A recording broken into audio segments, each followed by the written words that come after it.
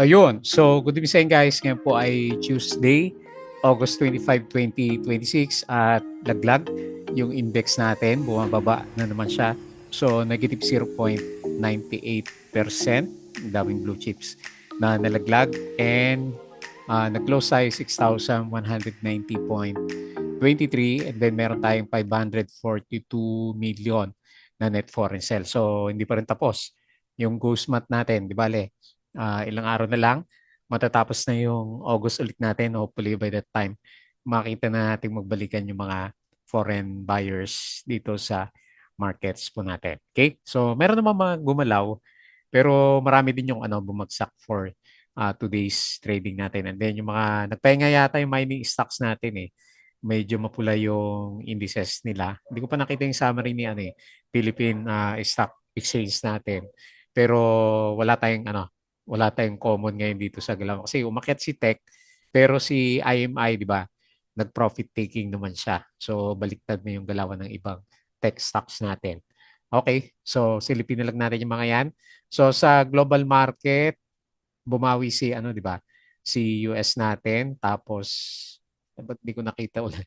Nakalimutan ko tingnan yung Europe at saka Asian market. So bisitahin na lang ulit natin. Ang binabantayan ko kasi kanina si cryptocurrency. Ayan, so nagbenta na ako kay Sol nung maka 30% na siya. Doon sa average ko kasi mga 70 plus yung average ko sa kanya. Umabot siya ng 100 plus kanina. Okay, so malakas si Bitcoin, nasa 77 to 79K yata yung galaw niya for today's crypto trading. Okay, so nanguna sa listahan natin, ito pinitik. Akala ko ceiling to eh. So 16.25% yung closing ni Upson. Ang parang sinasabi nila yung earnings, yung catalyst niya. Pero nung isang araw pa lumabas yun eh. So anyway, malakas yung pitik niya.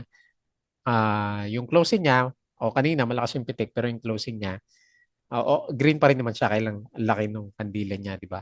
So 16.25% and then 122K net foreign sale.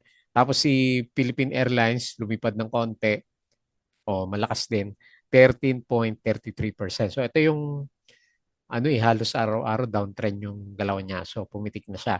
So 171K net foreign buy. And then si Tugs, ayaw mauntog. So 12.88%. Ang ganda rin ng galaw na ito, no? Sipag. So meron siya 613K net foreign sale. Tapos si Certec nga umakyat nag-bounce sa support 5.83%. So meron siyang 730K net foreign buy. Tapos si Ali, may konting galaw, pero nasa baba pa rin to, plus 3.95%.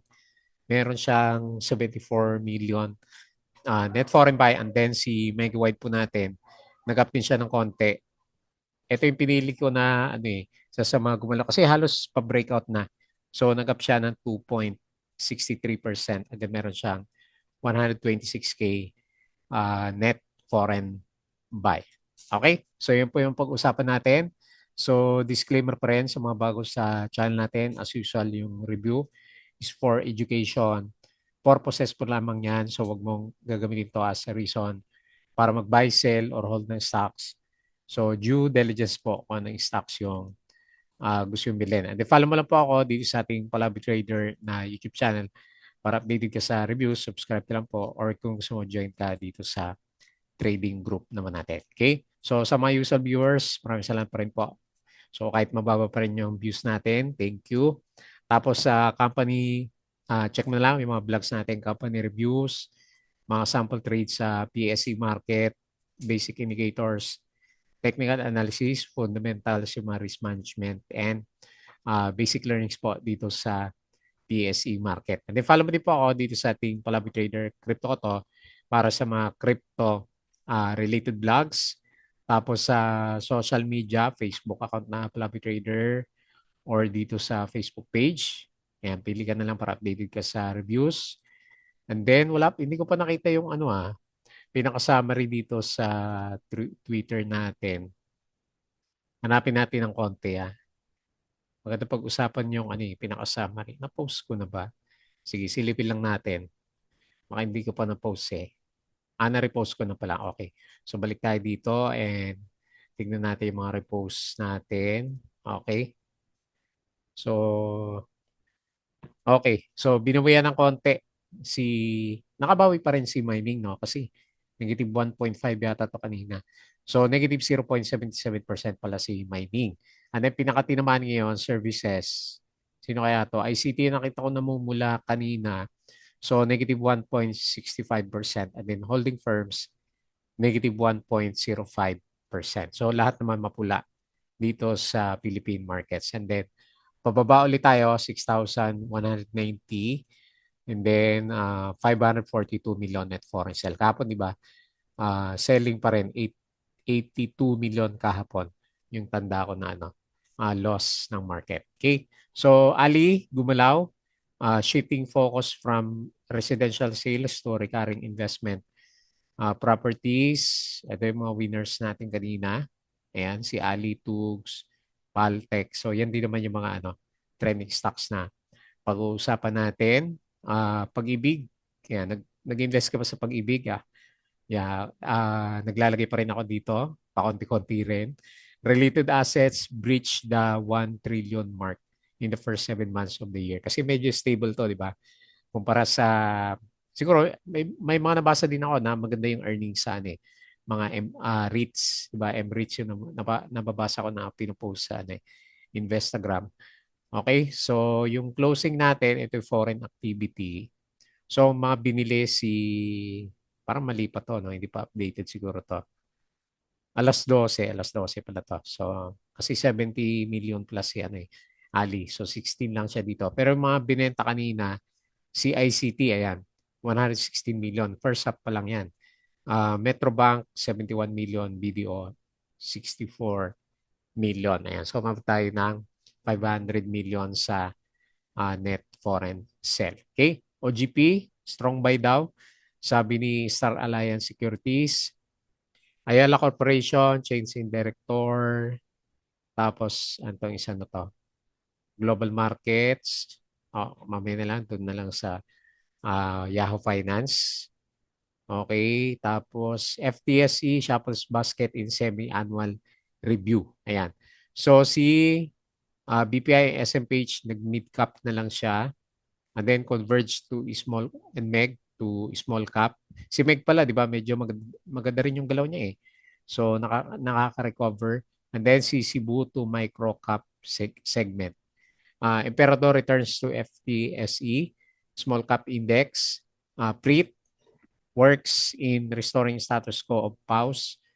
And then gold surge. Kapon siguro to. Baka profit taking sila. Silipin natin mamaya yung gold prices. Okay? Ayan o. Makiat lahat ng metals eh. Kapon siguro to. Okay? Tapos si BPS MPH reclassified from large cap to mid cap. Union Bank expects Apple Pay. Tapos sa global market. Ano ba to? Pag core income seem to drop 91%. Pero gumalaw to, di ba? Nung kahapon. Okay. Walang balita kay kay Donald Trump. Wala akong nabasa. Hindi, ito yung kahapon natin. At wala na. Ayan. So, yun lang. Yung mga na-post ko for, yata, no. Ito lang yung mga na-post ko for today's trading. Okay? So, patalastas po ulit yung Patreon channel natin. Yung mga gusto ng guide sa trading sa Philippine markets, sali ka po dito sa group natin. Okay? So, double check mo na lang yan.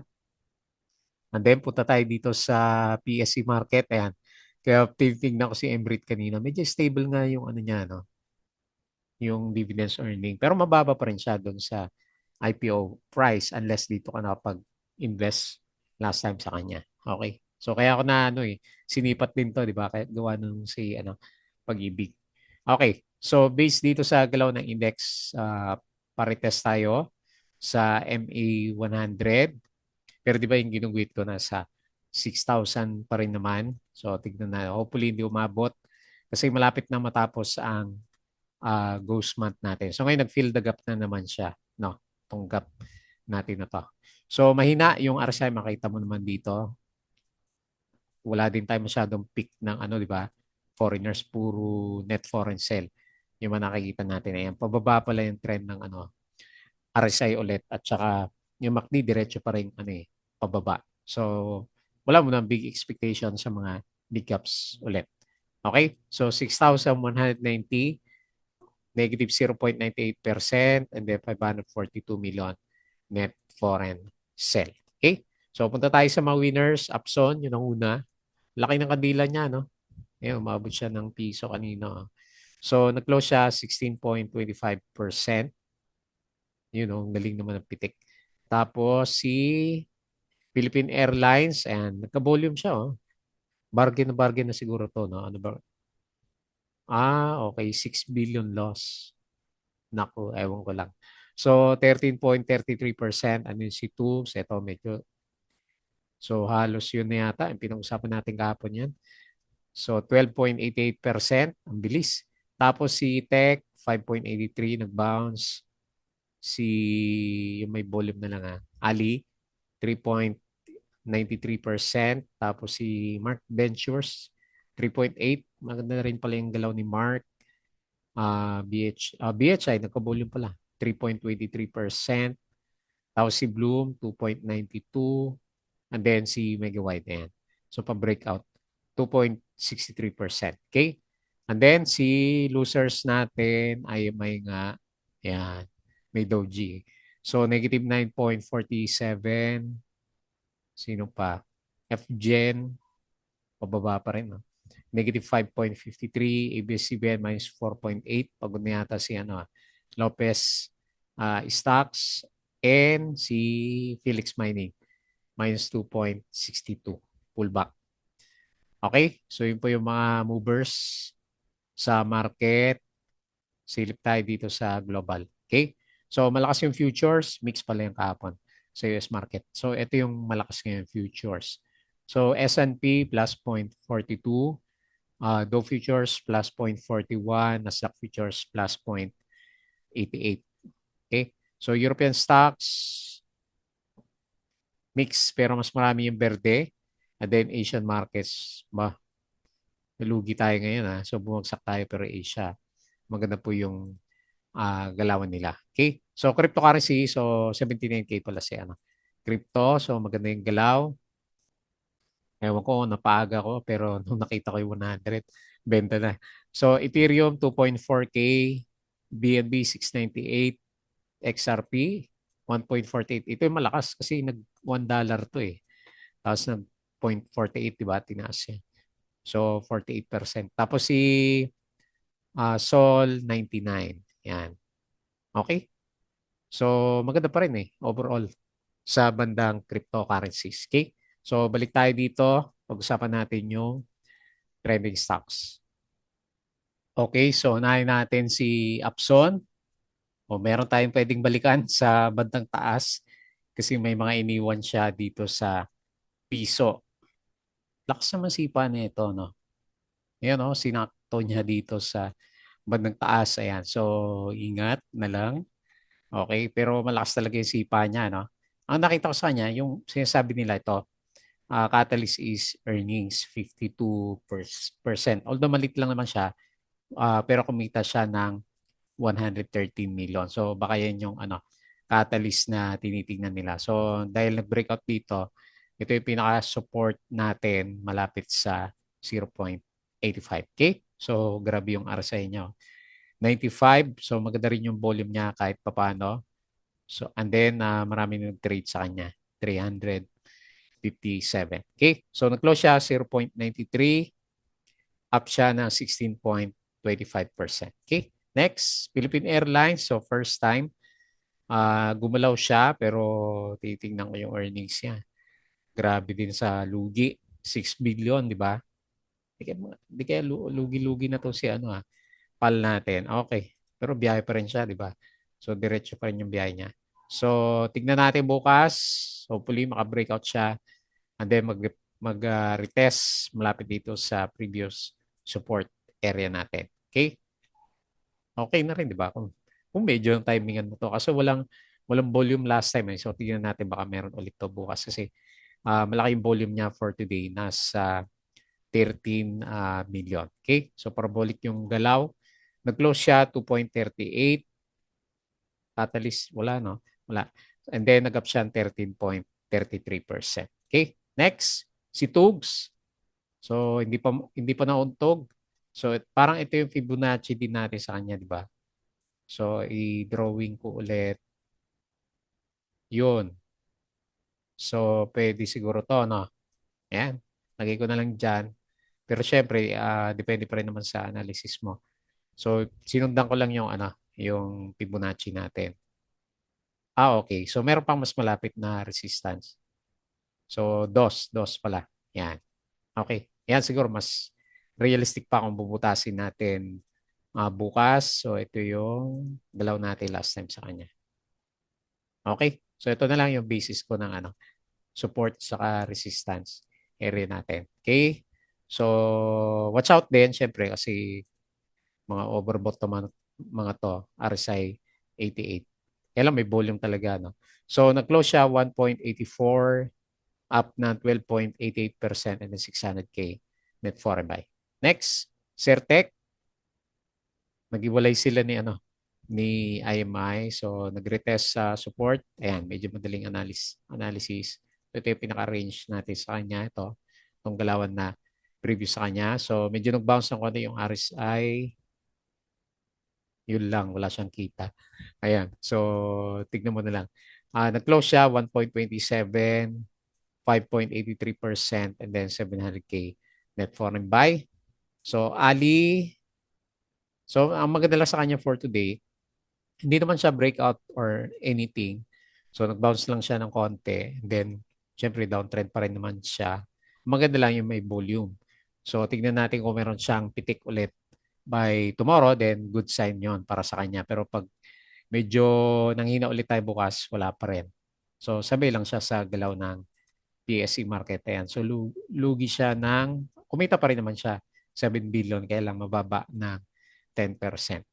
Okay, so nag-close siya 15.8, up na 3.95% and 74 million net foreign buy. And then lastly, si Megawide, matuloy na kaya yung neto?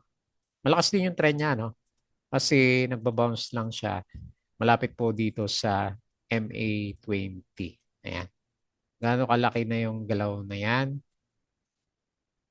Laki na rin, no? Ayan, 40% na rin.